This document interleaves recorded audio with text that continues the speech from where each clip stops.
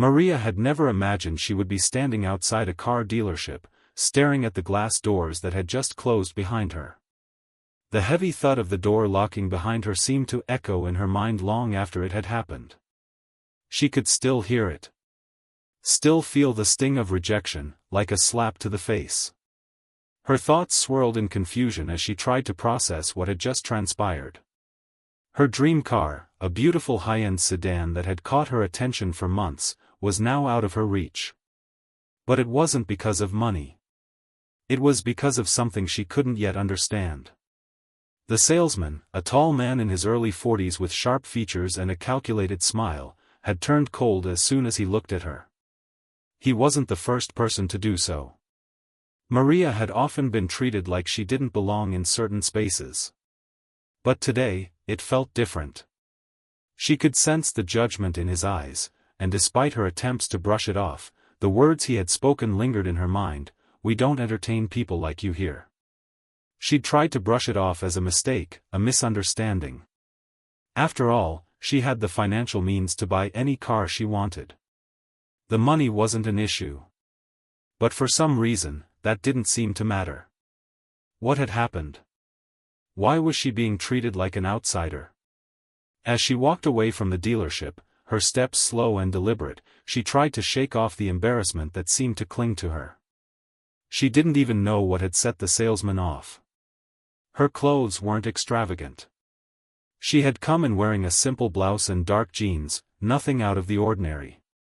Her hair was tied in a neat ponytail, and her makeup was minimal. So why had they treated her this way? The more she thought about it, the more she couldn't make sense of it. Could it have been her? Or was there something else going on? The city streets around her bustled with the usual morning activity. Cars honked in the distance, people hurried along the sidewalk, and the smell of fresh coffee from a nearby cafe filled the air. Yet, none of that could pull her out of the cloud of confusion that enveloped her. She hadn't even gotten the chance to see the car up close. She'd barely managed to sit in the driver's seat before the whole ordeal unfolded. As she stood there on the sidewalk, trying to steady her racing thoughts, she caught sight of something, a car, a sleek black Rolls Royce gliding past her. Its presence felt almost surreal, a car of such elegance and sophistication that it seemed out of place among the mundane traffic. The kind of car she could only dream of. The kind of car that wasn't meant for someone like her. She watched as the car disappeared down the street, and for a brief moment, she allowed herself to imagine what it would be like to own something so luxurious. To sit behind the wheel of that car, to glide through the city in it, to feel the power it would give her. But even as the thought crossed her mind, she quickly dismissed it. It was a fantasy, something far beyond her reach. She didn't belong in that world. She pulled herself together, took a deep breath, and hailed a taxi. It was time to go home and forget about the whole incident. The phone rang the next morning, cutting through the quiet of her apartment like an intruder. Maria had been up late the night before, still trying to make sense of what had happened at the dealership. She hadn't expected anything like this to happen. In fact, she had almost forgotten about the whole thing as she tried to get some sleep. But the phone ringing so early in the morning brought her back to reality. Groggily, she answered it, the sound of the receiver crackling in her ear. "Ms. Maria," a voice on the other end said. It was calm, polite, yet there was an urgency behind it that made her sit up in bed. "This is Daniel from the dealership you visited yesterday." Her heart skipped a beat. The dealership. She was suddenly wide awake, confusion flooding her senses once again. What could they possibly want now? "I wanted to personally apologize for the way you were treated," the voice continued. "It was completely unacceptable, and we take full responsibility for it. Please allow us to make things right." Maria blinked, her mind struggling to catch up. Make things right? How could they possibly make this situation right? She had been humiliated. She had been kicked out without reason. "I don't understand," Maria said, trying to hide the confusion in her voice. Why was I treated like that? I was just looking to buy a car." "We are aware, Ms. Maria," Daniel replied. "And we want to rectify that. As a gesture of goodwill, we've arranged something special for you." She was silent for a moment, waiting for him to elaborate.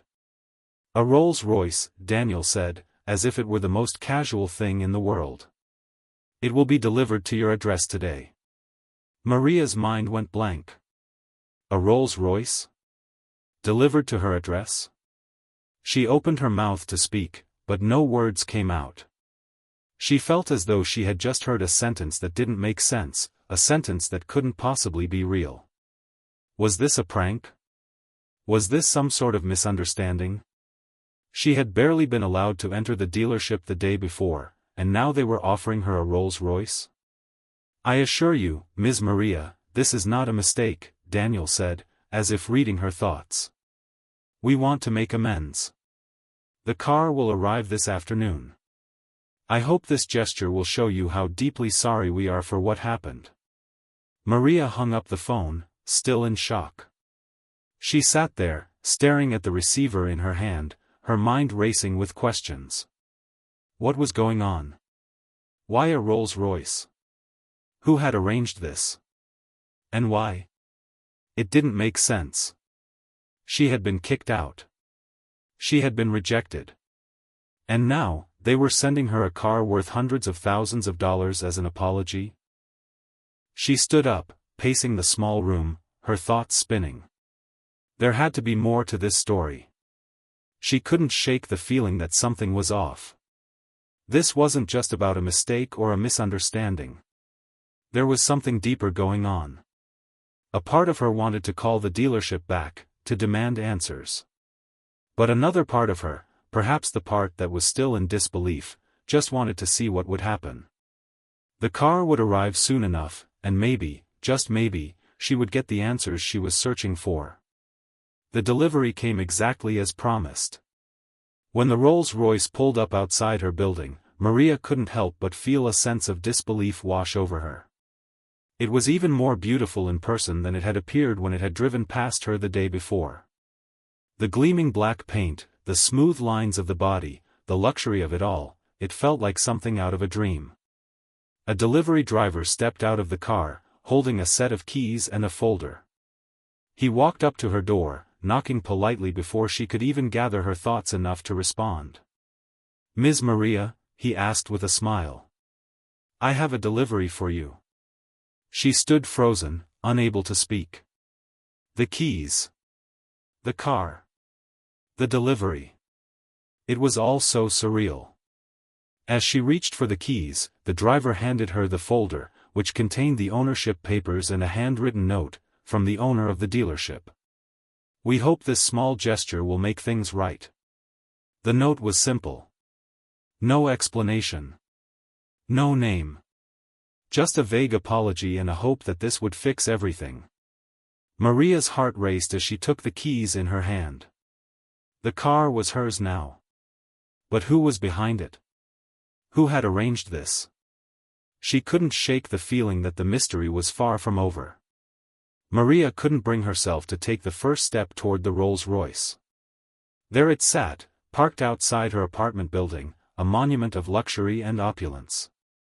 She could see her reflection in the window, the disbelief still written all over her face. The keys, now heavy in her palm, felt like an anchor, weighing her down. She had no idea why this was happening, and the more she thought about it, the more questions kept popping up, each one more confusing than the last. Who had arranged for this car to be delivered to her? Why was it happening? What had she done to deserve such a bizarre twist in her day? And most importantly, why was the dealership, who had kicked her out the day before, now so eager to make things right? Her phone buzzed in her pocket, breaking her out of the spiral of thoughts. She pulled it out and saw that it was a message from an unknown number. "I hope you received the car. I want to meet you tomorrow. We need to talk." The message was brief and to the point, with no explanation. No name. Just a request for a meeting. Maria's heart skipped a beat.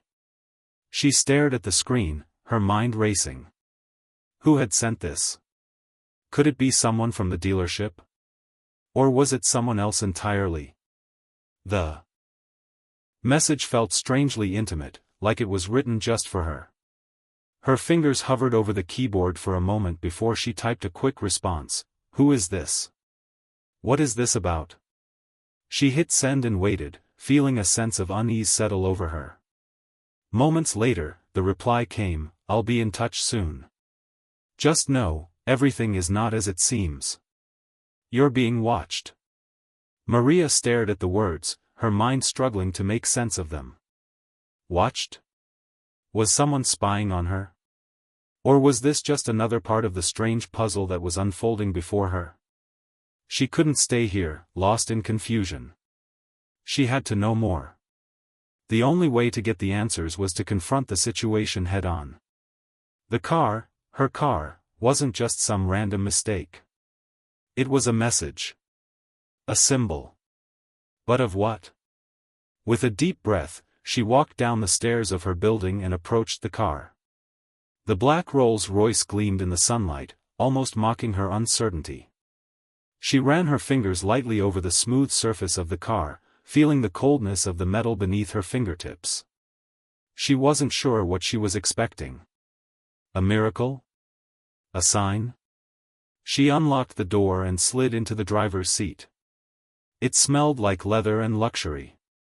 Everything was flawless, from the polished wood dashboard to the plush seats that enveloped her. As she sat there, taking in the wealth of it all, she couldn't help but think of how out of place she felt. It wasn't just about the car. It was the way she had been treated. The way she was being pulled into a situation that didn't make any sense.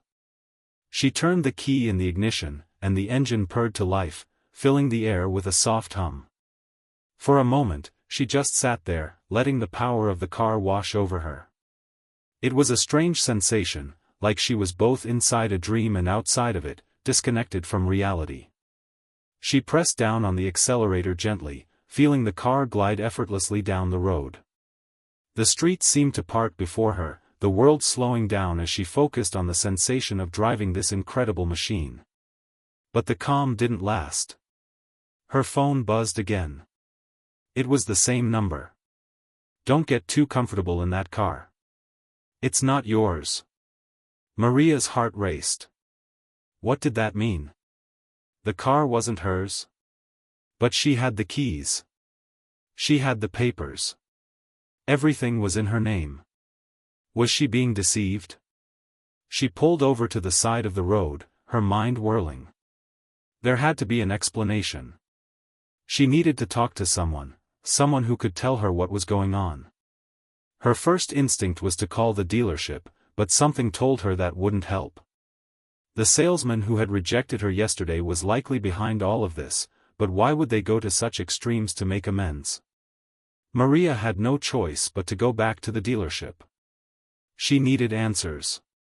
The dealership was just as she remembered it, the sleek, modern building with its polished floors and pristine cars on display.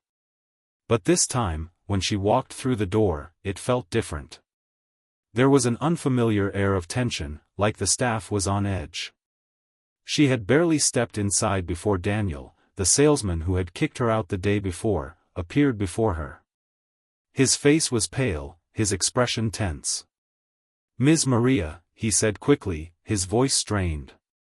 "I'm glad you came back." Maria didn't say anything at first. She just stared at him, the weight of the situation pressing on her chest. She could see that he was trying to hide his unease, but it was clear he was as out of place here as she was. "Do you know why I'm here?" she finally asked, her voice steady despite the storm of emotions inside her. Daniel swallowed, his eyes darting around the showroom.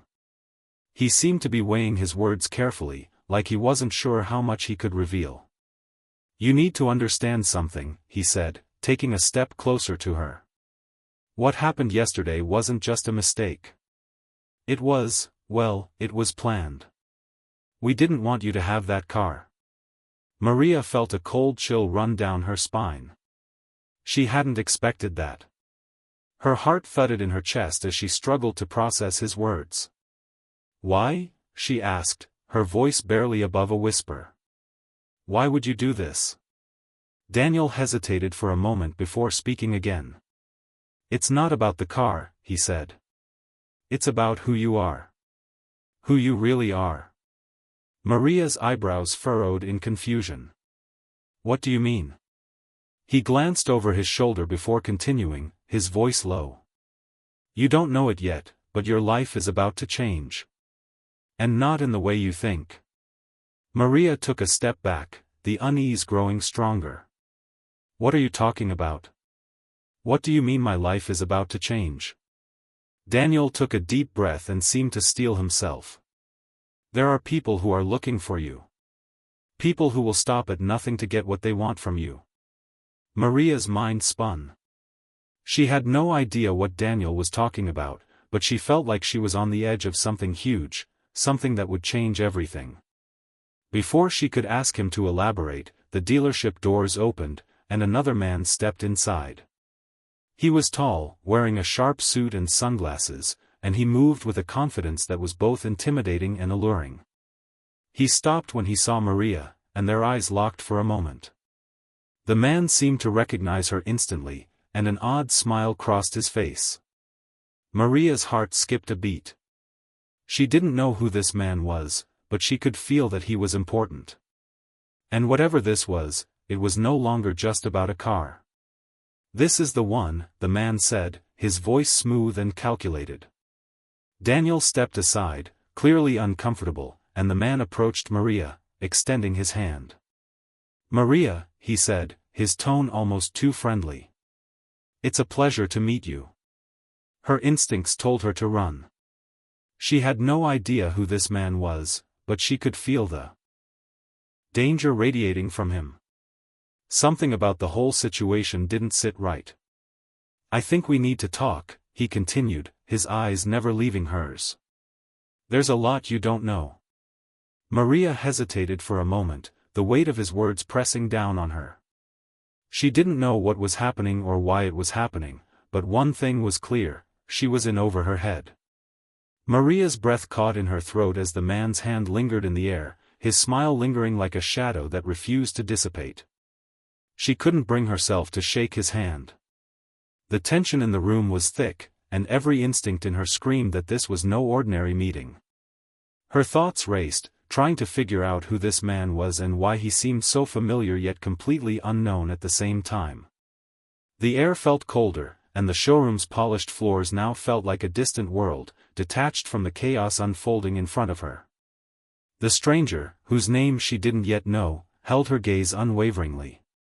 She felt as if she were being pulled into a deep, dark abyss, and every attempt to step back from it only seemed to draw her in further. She looked over at Daniel, the salesman who had started all this. His face was pale, his eyes flickering nervously. He had no answers for her, no explanations that made sense. His only role, it seemed, was to stand in the background, a silent witness to the unfolding mystery. The man didn't move his hand. Instead, his eyes softened slightly, and his smile became less intimidating, almost predatory, as though he could read every doubt racing through her mind. He stepped forward, closing the gap between them in a fluid motion that felt practiced, deliberate. "Maria," he said again, his voice smooth and commanding, "I understand your confusion. I'm sure you have many questions, and believe me, I want to answer them all.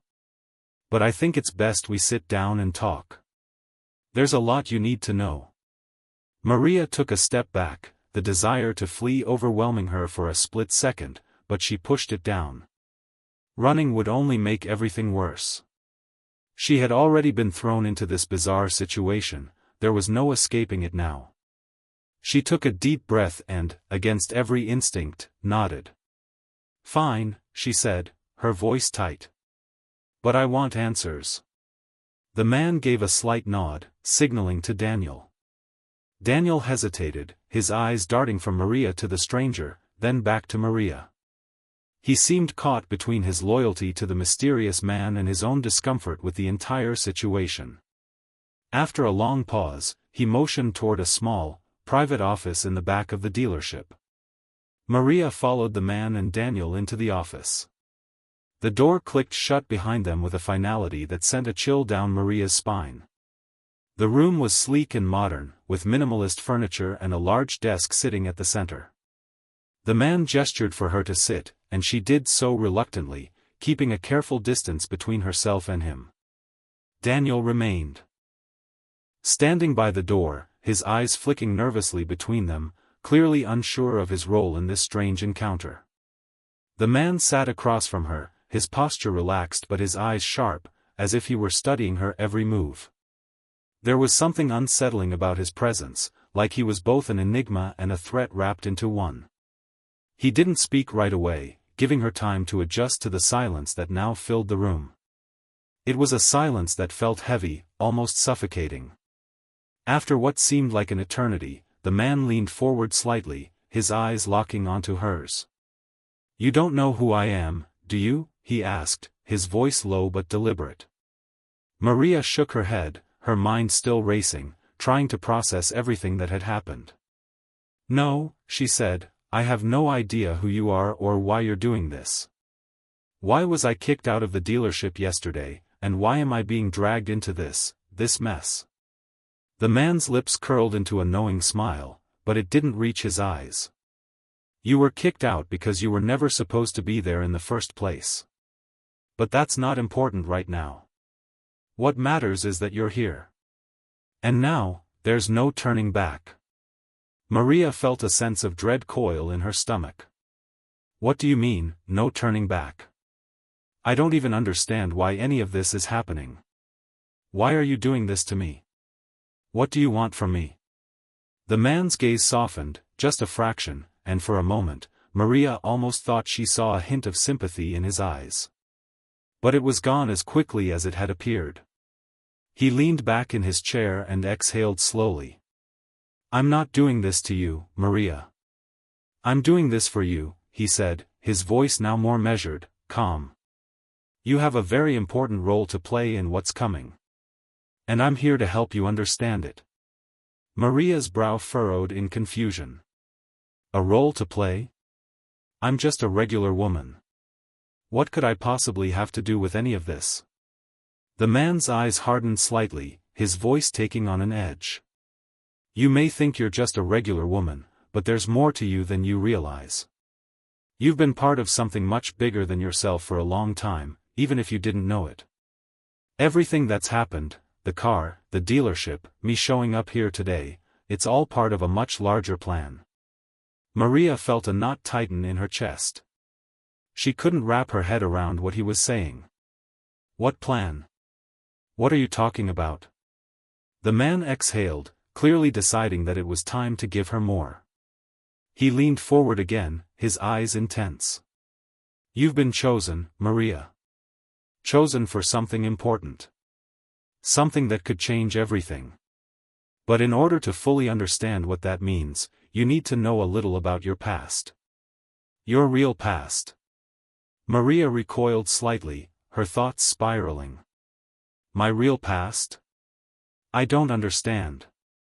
What are you talking about?" The man's smile returned, though it was colder now. "I'm not surprised you don't remember. That's the point. You were erased. But the people who erased you, they're the same ones who are trying to find you now. And they're getting closer." Maria's heart pounded in her chest. Erased? What was he talking about? It didn't make any sense. She had always known who she was. She had always lived her life in the way she saw fit. She had no idea there was anything unusual about her life, no idea that she was part of something larger than herself. "I don't know what you're saying," Maria whispered, almost to herself. "I don't know anything." The man's expression softened again, but this time there was no sympathy in it. Instead, it was a mix of understanding and pity. He leaned back in his chair, letting the silence stretch between them for a long moment. "You will," he said, his voice barely above a whisper. "But first, you need to trust me. Because the people who erased you won't stop until they get what they want. And if you don't act quickly, you won't have a chance to stop them." Maria felt her stomach turn. Her mind was reeling. What had she gotten herself into? Who was this man? What was this plan? And why her? Before she could ask another question, the door opened, and Daniel stepped inside, his face filled with worry. He looked at the man, then at Maria, before speaking in a hushed voice. "Boss, they're here. The ones we were talking about." Maria's pulse quickened. The man's expression darkened, and he stood up, his movements swift and deliberate. "Maria," he said, turning to her, "you need to leave. Now. Don't ask questions. Just go. It's the only way to protect yourself." Before she could react, the man ushered her out of the office and back toward the front door of the dealership. Her mind was spinning, but one thing was clear: whatever she had walked into, she was in way over her head. She barely had time to process what had just happened before she was outside, standing in front of the Rolls Royce once again. But this time, it felt different. The car, once a symbol of luxury and confusion, now felt like a lifeline, a fragile thread keeping her tethered to something she didn't yet understand. The world outside the dealership had shifted. And Maria was no longer sure she could trust anything, including herself. Maria's heart raced as the Rolls Royce sped through the streets. Every turn, every curve in the road, only deepened the feeling of being trapped, of being pulled deeper into something she couldn't fully understand. She had barely gotten any answers in the meeting with the mysterious man. Instead, she was left with even more questions, her thoughts scattered like leaves in the wind. And now, as she sat in the back seat of the luxurious car, the weight of what had been revealed to her was starting to sink in. The man, who had refused to give her a name, had left her with a chilling message: the people who erased you won't stop until they get what they want. And if you don't act quickly, you won't have a chance to stop them. He had urged her to trust him, but how could she? How could she trust a man who spoke in cryptic riddles and left her with a sense of impending danger? Maria glanced out the window, her fingers curling into the soft leather seat as the city passed by in a blur. The world outside seemed so normal, so ordinary, yet she felt like she was standing at the edge of an abyss, looking down into a world she had never known. "What's going on?" she whispered to herself, her voice barely audible over the hum of the car. "Why me? What is this plan?" The driver, a tall man with sharp features and a quiet demeanor, said nothing. His focus remained fixed on the road ahead, his eyes scanning every turn with unnerving precision. Maria had no idea who he was, or even what role he played in this strange series of events, but she had the distinct feeling that he was more than just a driver. He was part of something bigger, just like the man who had spoken to her at the dealership. Maria's mind flashed back to the moment when the man had first introduced himself, his eyes locked on hers with a knowing gaze that had sent chills down her spine. "You've been chosen, Maria," he had said. "Chosen for something important. Something that could change everything." But what did that mean? How could she possibly have been chosen for anything? She was just a regular woman, living an ordinary life, working her regular job. Sure, things hadn't always been perfect, she had faced challenges, lost loved ones, and struggled like anyone else, but nothing out of the ordinary. Until now. A cold shiver ran down her spine as she realized just how much had been hidden from her, how much she didn't know. She had always felt like there was something more to her life, some deeper purpose she hadn't discovered, but she had never imagined it could be something like this. She gripped the armrest as the car turned down a long, winding road that seemed to lead into the heart of nowhere. The streetlights were few and far between, casting long shadows that seemed to stretch into infinity. Maria couldn't shake the feeling that she was being led into a trap, but her gut told her that it was too late to turn back. The car eventually came to a stop in front of a tall, imposing building, its sleek, modern exterior contrasted sharply with the desolate surroundings. The driver didn't speak, only glanced at her through the rearview mirror before opening the door. Maria hesitated for a moment, her mind still racing with confusion and fear, but there was no other choice. She stepped out of the car, her heels clicking on the pavement as she looked up at the building, its glass windows reflecting the moonlight like 1,000 tiny mirrors. She felt the weight of someone's gaze on her as she approached the entrance. The door opened automatically, as if expecting her.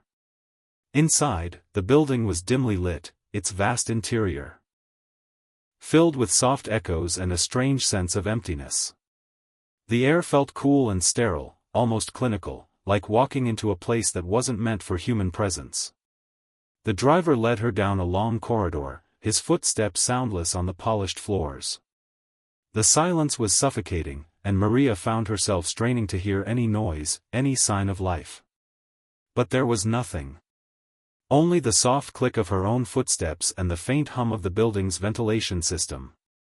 They arrived at a set of heavy, metal doors at the end of the hallway. The driver paused, his expression unreadable.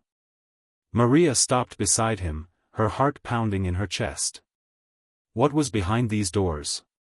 Who was waiting for her on the other side? The driver nodded toward the door, his voice low and clipped. "You need to go in alone," he said. "He's expecting you." Maria swallowed hard, but her legs felt like they were made of lead. She nodded slowly and took a step toward the door. As her hand touched the cold metal handle, the door creaked open, and she stepped inside. The room beyond was stark and utilitarian, with few furnishings and no windows. A large desk sat at the center of the room, and behind it sat a man, his back turned to her, his face obscured by shadows. He was typing something into a computer, the rhythmic tapping of keys echoing in the otherwise silent room. Maria hesitated for a moment before stepping closer, the door clicking shut behind her with a quiet finality. She stood at the threshold of the room, watching the man. Something about him felt familiar, but she couldn't place it. His presence seemed like a constant in her life, but she had no recollection of ever meeting him before. At last, the man stopped typing and turned around. His eyes locked with hers, and in that moment, Maria's heart skipped a beat. It was him, the man who had spoken to her at the dealership. The one who had claimed to know her past. He smiled, though it wasn't a warm smile. It was cold, calculating, like someone who had just outsmarted a predator. "Maria," he said, his voice smooth and deep. "I knew you'd come." Maria didn't speak at first. She couldn't. The shock of seeing him again, in this strange place, was too much. She stood there, frozen in place, unable to move or speak. Everything in her mind screamed to run, to escape, but her body refused to cooperate. The man stood up and walked toward her, his steps measured and deliberate. "You have questions, don't you?" he said. "About your past. About why you're here. About everything that's happened to you." Maria finally found her voice, though it was shaky. "Yes," she whispered. "I need answers. I don't understand any of this. Why me? Why now?" The man stopped in front of her, his eyes glinting in the low light. "Because," he said slowly, "you're part of something much bigger than you could ever imagine. You've been part of it your whole life, Maria, even if you didn't know it. Your past, it was erased for a reason. And now, the people who did that are coming for you. They won't stop until they have what they want." Maria's chest tightened as his words sank in. Erased?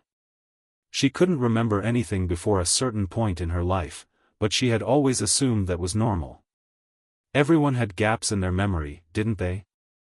The man reached into his pocket and pulled out a small, silver device. It looked like a high-tech gadget, something she had never seen before. He placed it on the desk in front of her and pushed a button. The device hummed to life, and a holographic image flickered into view. It was a map, but not of any place she recognized. "This," the man said, his voice dark and serious, "is where it all started. This is where they erased you." Maria's breath caught in her throat as the image zoomed in on a small, remote location in the middle of the desert. Her mind reeled. What was this place? And why had she been erased? "Who did this?" she whispered, her voice barely audible. The man's gaze hardened, and for the first time, there was a flicker of anger in his eyes. "The people who erased you are not to be underestimated," he said. "They're powerful, and they've been watching you. But you don't have to face them alone. I'm here to help you. But you have to trust me." Maria felt a lump form in her throat. She didn't know whether to trust him, or if she was just walking further into a trap. But one thing was clear: her life, her past, everything she thought she knew, was a lie. And there was no turning back now.